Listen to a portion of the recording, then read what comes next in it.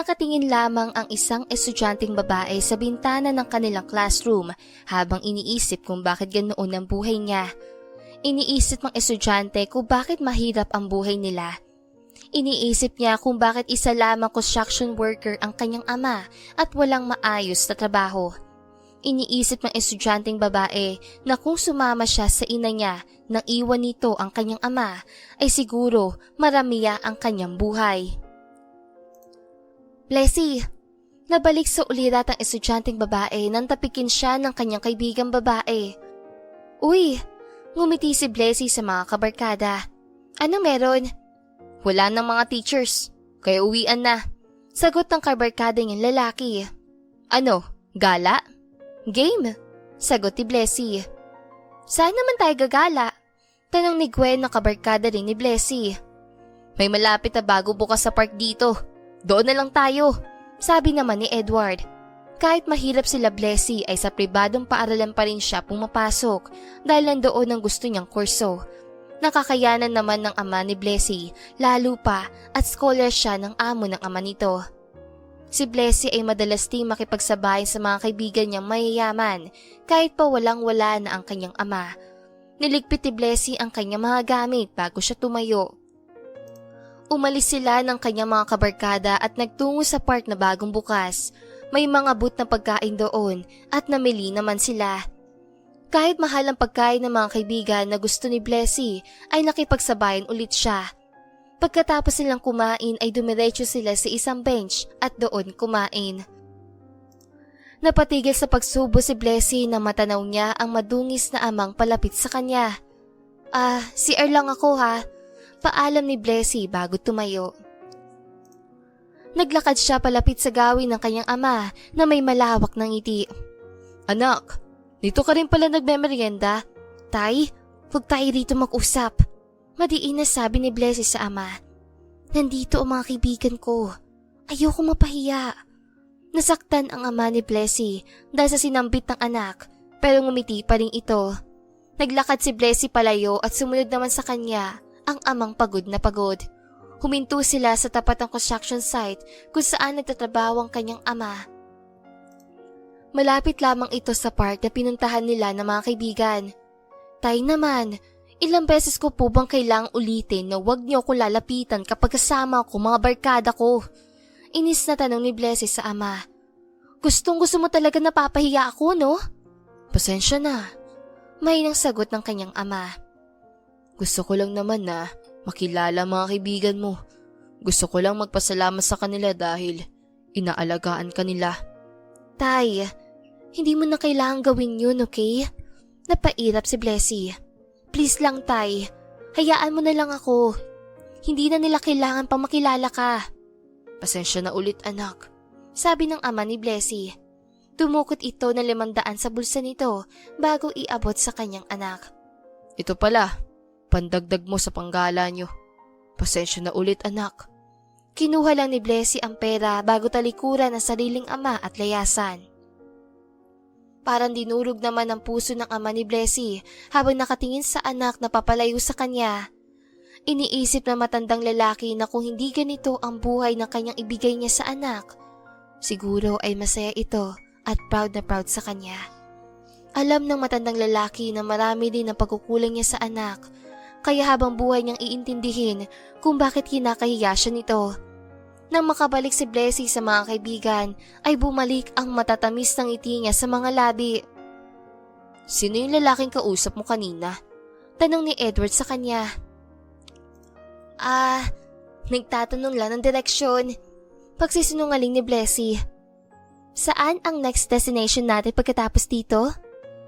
Nax, ikaw na nag-aaya Nakangising sabi ni Laura. Ang dami mo yatang allowance ngayon. Tinigan kasi ako ni Daddy. Sagot ni Blessy. Pagkatapos nilang kumain ay agad inaya ni Blessy ang mga kaibigan dahil natatakot itong bumalik pa ang kanyang ama at mapahiya siya. Dumiretso ang magbabarkada sa mall at doon nagwaldas ng mga pera nila. Sa sobrang gastos si Blessy, ang pang-1 linggo niyang baon ay naubos agad ng 1 araw lamang. Nang makauwi si Blessy ay tumambad sa kanya ang amang pagod na pagod. Kain na tayo, nak, sabi ng kanyang ama. Bumili ako ng fried chicken.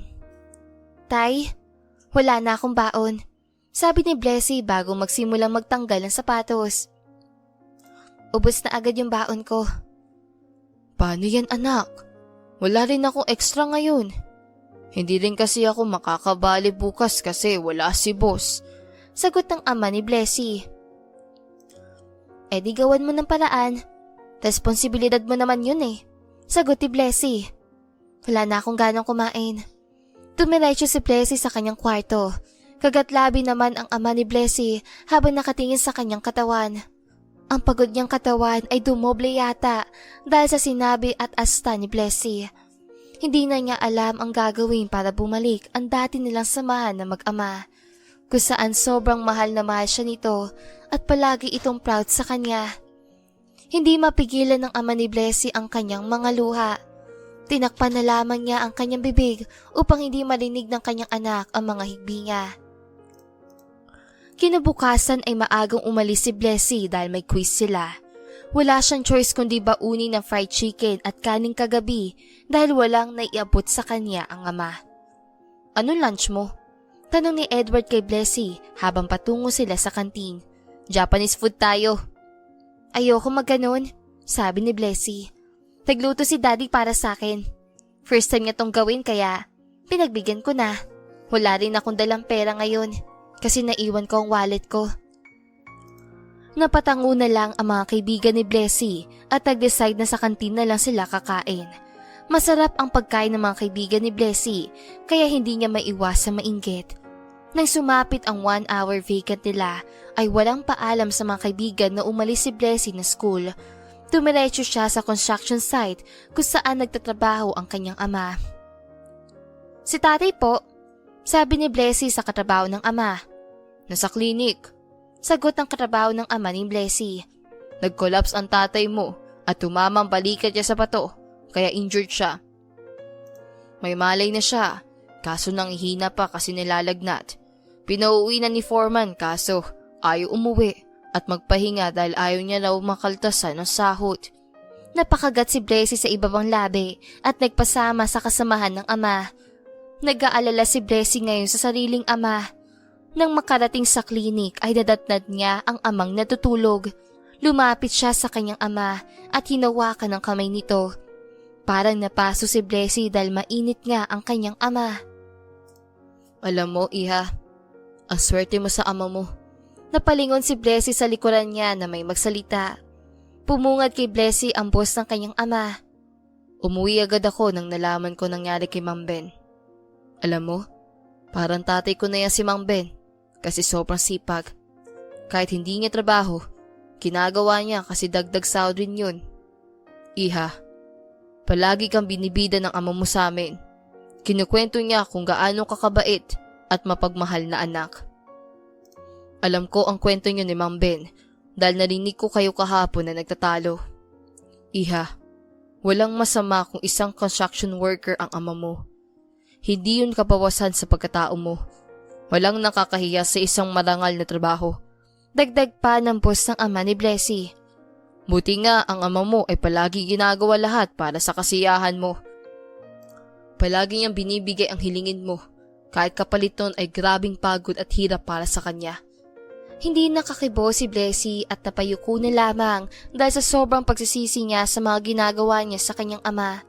Blessy, hindi na gaanong malakas ang ama mo, kaya sana ay malin mo siya.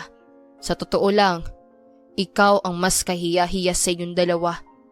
Hindi mo kayang ipagmalaki ang ama mong ginagawa ang lahat para sa'yo. Sabi ng boss ng ama ni Blessy. O siya, maiwan ko muna kayo. Pag-isipan mo sana ang sinabi ko sa'yo, iha. Ha? Nang makaalis ang boss ng ama ni Blessy, ay tuloy-tuloy na nagdaloy ang luha ni Blessy. Mahigpit niyang hinawakan ang kamay ng ama bago yumuko. Labis-labis ang pagsisisi ngayon ni Blessy. Gustong sakta ni Blessy ang sarili dahil grabing paghihirap ang pinaranas niya sa ama. Bakit ka umiiyak? Napaangat na tingin si Blessy na magsalita ang kanyang ama. May umaway ba sa'yo, anak?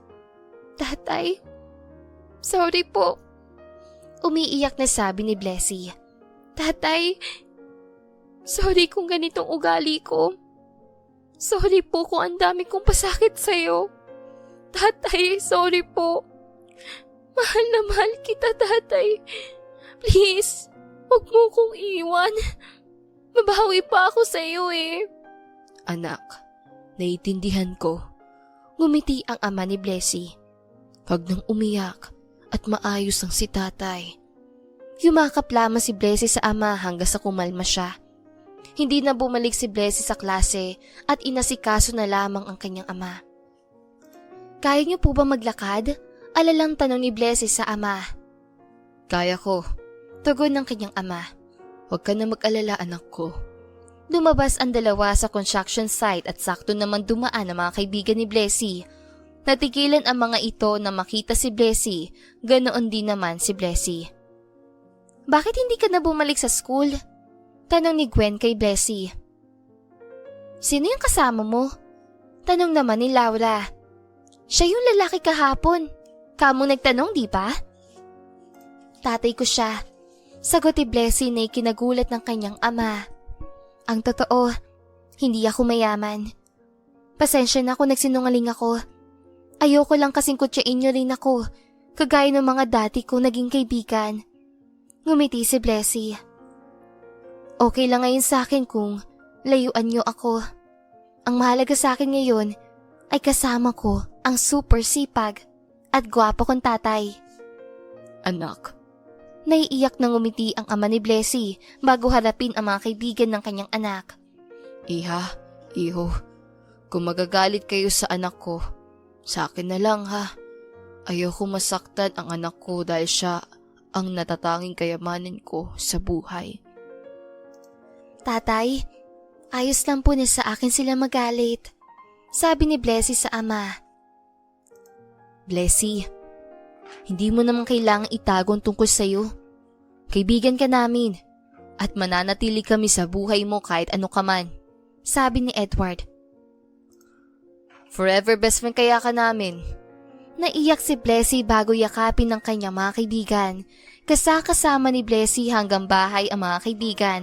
Ramdam na ramdam niyang walang pandidiri ang mga ito sa kanya, kaya napangiti na lamang siya. Sa pagkakamali ni Blessy ay marami siyang natutuhan. Maling-mali ang ikahiya ang mga magulang mo kahit na ano pang katayuan nila sa buhay. Simula noon ay ginamit na inspirasyon ni Blessy ang ama at palagi niyang inaalay rito ang kanyang mga achievements sa buhay. Nang makagraduate si Blessy ay siya ang may pinakamataas na ranking sa buong school kaya siya ang nag-speech. Gusto kong magpasalamat sa tatay ko. Nakangiting sabi ni Blessy. Sobrang laki ng pagkukulang ko kay tatay, pero patuloy pa rin siya sa pagsuporta sa akin, sa kagustuhang makipagsabayan sa lahat.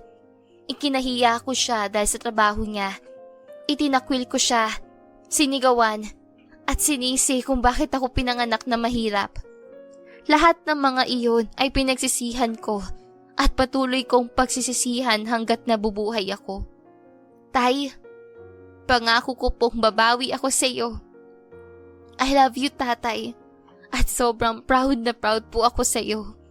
Itinaas ni Blessy ang medalya at diploma niya. Para sa iyo to, tay. Mahal kita palagi. Nang makababa ng stage si Blessy, ay agad siyang sinalubong ng yakap ng ama. Parehong umiiyak ang dalawa kaya naiyak din ang mga taong nanonood sa kanilang dalawa. Pangako ni Blessy na tutuparin niya ang pangarap niya kasama ang ama. Hindi na niya uulitin ang pagkakamali niya noon. Palagi nang magiging proud si Blessy sa ama at palagi niya itong ipagmamalaki dahil para kay Blessy, ang ama niya ang kanyang kayamanan at inspirasyon sa buhay. Mahal na mahal ni Blessy ang ama at isasama niya ito sa pag-angat niya sa buhay. At dito na nga po nagtatapos ang magandang istoryang ito. Maraming salamat mga kakwentuhan! Huwag niyong kalimutan mag-like at subscribe at pindutin na rin ang notification bell para lagi kayong updated sa ating kwentuhan. Hanggang sa muli, paalam!